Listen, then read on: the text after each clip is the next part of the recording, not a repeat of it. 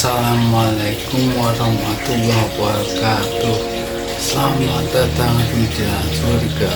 Semoga setelah kali ini yang dibuatkan Ustadz Abu Hurairah bisa membuat tebal keimanan kita kepada Allah Subhanahu wa Ta'ala. Assalamualaikum warahmatullahi wabarakatuh. Bihamdillahi wassalatu wassalamu ala rasulillah wala hawla wala quwata illa billahi wa ba'du. Faedah di perjalanan sambil menunggu seseorang, ada satu kalimat. Kalau seandainya kalimat ini Anda terus membacanya, maka Allah Subhanahu wa Ta'ala akan berikan kesehatan kepada badan kita, kekuatan yang tidak bisa kita bayangkan kepada badan kita, dan juga kecerdasan akal dan pikiran kita. Apa satu kalimat itu? Ma'asyiral muslimin dimanapun Anda berada, ketika Allah Subhanahu wa Ta'ala pertama kali menciptakan makhluknya, maka yang pertama kali diciptakanlah Arsyur Rahman, arsy-Nya Allah Subhanahu wa Ta'ala. Itulah makhluk yang pertama kali Allah ciptakan berdasarkan pendapat yang dikuatkan oleh banyak para ulama. Lah, arsy sendiri adalah makhluk yang sangat besar. Karena itu makhluk dari makhluk yang paling besar yang Allah Subhanahu wa Ta'ala ciptakan. Dan itu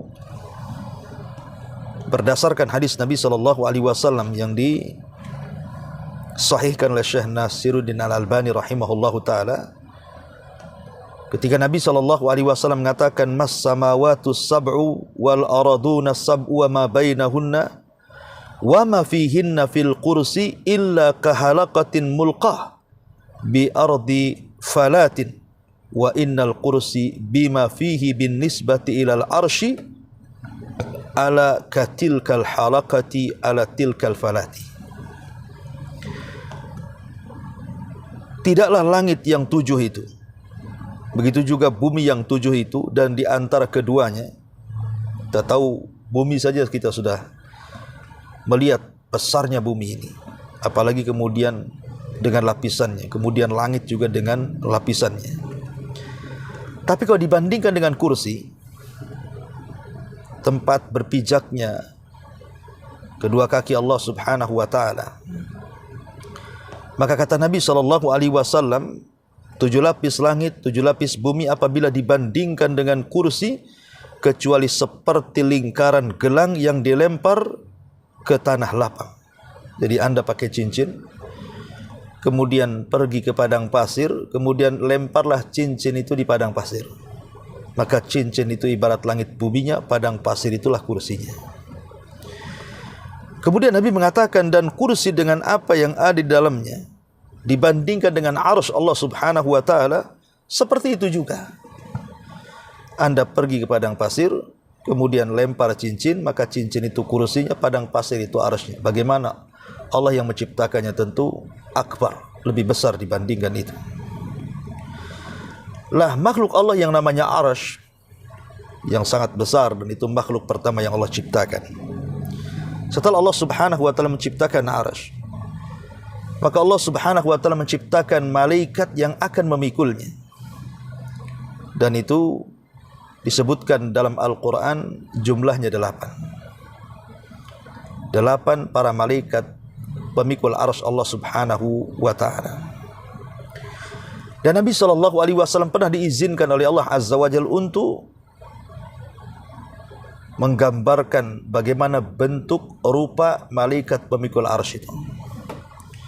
Kata Nabi SAW, "Adzina li an uhadditha an malaki min hamalatil arsy." Allah sudah mengizinkan aku untuk menceritakan kepada kalian seperti apa malaikat pemikul arsy itu. Kata Nabi SAW, "Rijlahu fil ardi sufla." Kakinya menembus sampai lapisan bumi yang paling dasar. Wa ala qarnihil arsy, dan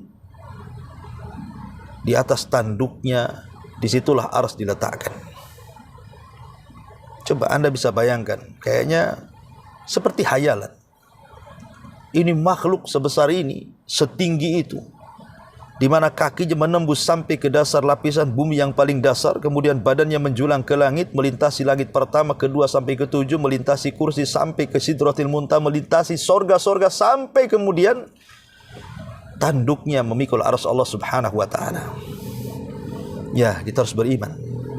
Karena yang menceritakan hal ini adalah Nabi sallallahu alaihi wasallam, dan hadis ini dikeluarkan oleh Imam At-Tabrani dengan sanad yang sahih. Ma'asyiral muslimin yang dimuliakan Allah Subhanahu wa taala, Imam Ibnu Qayyim rahimahullahu taala menyebutkan dalam kitabnya Al-Wabil As-Sayyib, dia mendengar dari gurunya Syekhul Islam Ibn Taimiyah rahimahullahu taala menyebutkan sebuah athar. Jadi ketika malaikat-malaikat itu diperintahkan untuk memikul arsy Allah Subhanahu wa taala, mereka mengatakan, "Ya Rabb, kaifa nahmilu arsyaka wa alaihi azamatuka wa jalaluka?" Ya Rabb, macam mana kita bisa memikul arsy sebesar ini? Sementara arsy adalah keagungan, kemuliaan.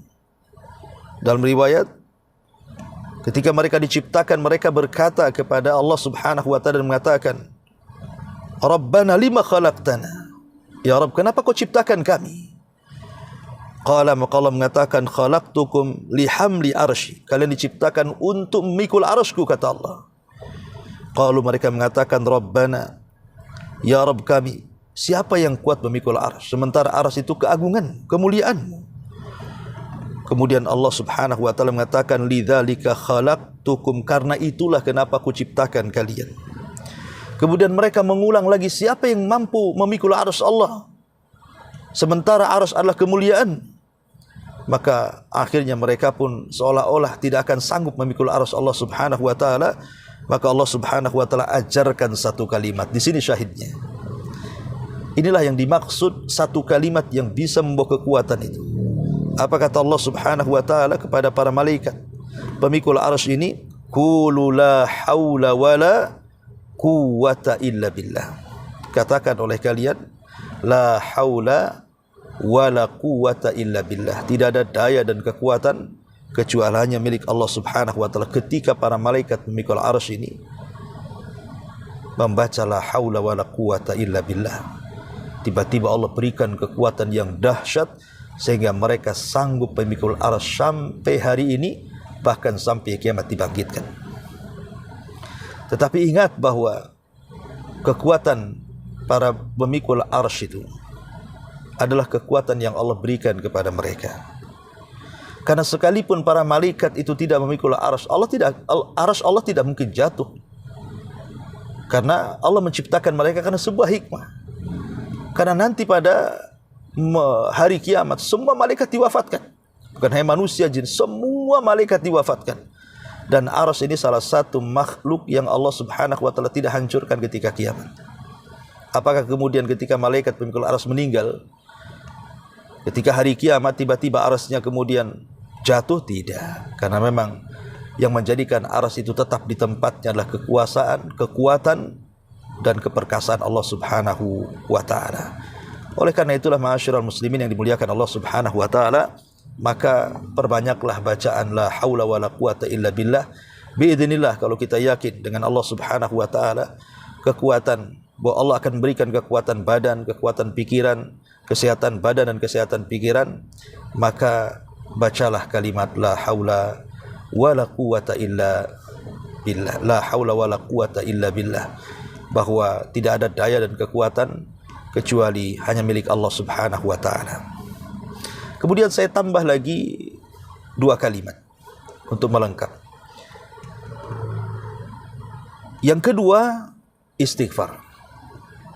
Istighfar bisa memberikan kekuatan kepada badan kita, kesehatan kepada badan kita, kecerdasan otak kita. Makanya Allah Subhanahu wa taala mengatakan dalam surah Hud ayat 52, ketika Nabi Hud mengajak kaumnya untuk memperbanyak istighfar, wa ya qaumi astaghfiru rabbakum thumma tubu ilaihi yursilis samaa 'alaikum midrara wa yazidkum quwwatan ila quwwatikum wa la tatawallaw mujrimin. Dan Hud berkata, hai kaumku, mohonlah ampun kepada Tuhan, beristighfarlah kalian kepada Tuhan, lalu bertobat. Niscaya Dia menurunkan hujan yang sangat deras atasmu dan Dia akan menambahkan kekuatan. Di sini syahidnya. Dia akan menambah kekuatan kepadamu di atas kekuatan. Dan janganlah kalian berpaling dengan berbuat dosa. Nabi Hud, kita tahu bahwa dia diutus kepada kaum Ad, kaum yang sombong karena kekuatan fisik mereka bisa membuat istana-istana dengan memahat di atas bukit. Dan tidak diceritakan mukjizatnya Nabi Hud alaihi salam kecuali dia tidak bisa disentuh oleh kaumnya, seolah-olah memiliki kekuatan. Rupanya rahasianya ada dengan memperbanyak istighfar. Maka kalau kita terus memperbanyak istighfar, kemudian meminta dengan wasilah istighfar ini kepada Allah agar Allah berikan kekuatan kepada badan kita, kekuatan kepada fisik kita, kepada akal kita, insyaallah biidznillah, dengan keyakinan kita kepada Allah Subhanahu wa taala, tidak ada yang mustahil bagi Allah Subhanahu wa taala.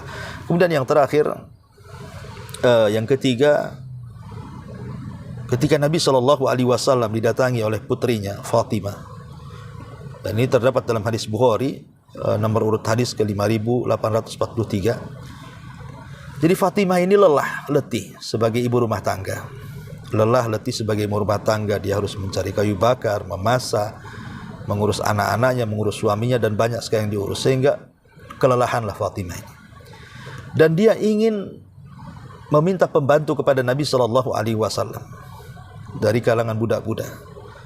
Datanglah Fatimah tapi tidak berjumpa dengan Nabi, berjumpa dengan Aisyah radhiyallahu anha. Dan Aisyah menyampaikan keinginan Fatimah kepada Nabi SAW. Maka Rasul pun kemudian datang ke rumah Fatimah dan mendudukkan Fatimah dengan suaminya Ali radhiyallahu anhu. Kemudian kata Nabi SAW, ala adullukuma ala ma huwa khairun lakuma min khadimin idza awaituma ila firashikuma fakabbira 33 wasabbiha 33 wahmada 33 fahadha khairun lakuma min khadimin wa khadimatin. Kata Nabi SAW, maukah kutunjukkan kepada kalian sesuatu yang lebih baik daripada pembantu laki-laki dan perempuan untuk kalian? Apabila kalian beranjak ke pembaringan kalian, maka jangan lupa membaca takbir 33 kali, tasbih 33 kali, dan tahmid 33 kali. Itu lebih baik daripada kalian memiliki pembantu laki-laki atau perempuan. Subhanallah.